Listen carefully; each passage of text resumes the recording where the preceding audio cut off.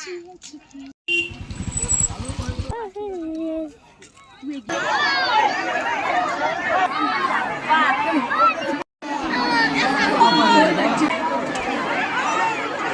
আমার গলা খারাপ। আমার পেজে যারা নিয়মিত দর্শক তারা আশা করি একটু মানিয়ে গুছিয়ে নেবে। আমি একটু অল্পই কথা বলবো। আমি এই যে দেখতে পাচ্ছ একটা বড় সাইজের গামলা কিনেছি।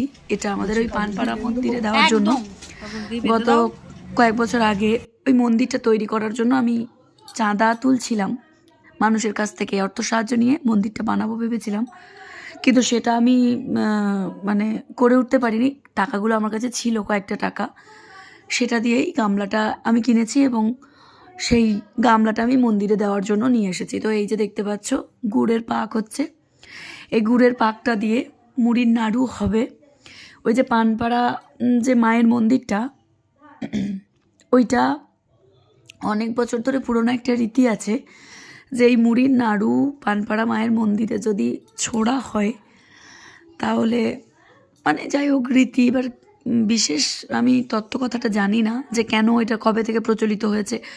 আমি জন্ম থেকে এটাই দেখছি যে পানপাড়া মায়ের মন্দিরে এরকম মুড়ির নাড়ু তৈরি করে মায়ের দিকে ছোঁড়া হয় এবং দর্শক যারা থাকেন, ভক্ত যারা থাকেন তাদেরকেও দেওয়া হয়।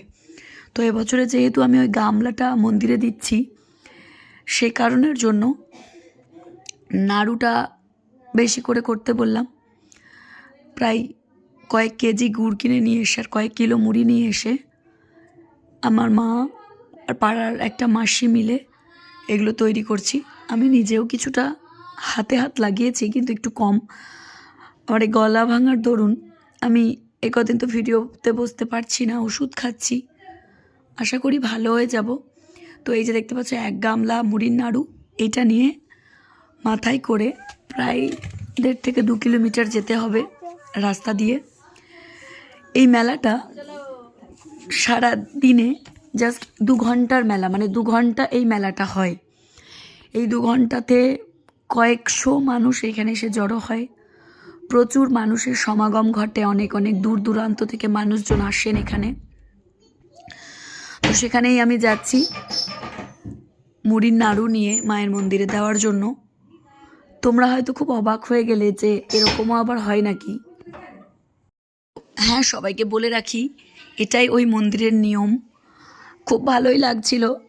গত কয়েক বছরে মুড়ির নাড়ু আমাদের বাড়িতে হয়নি।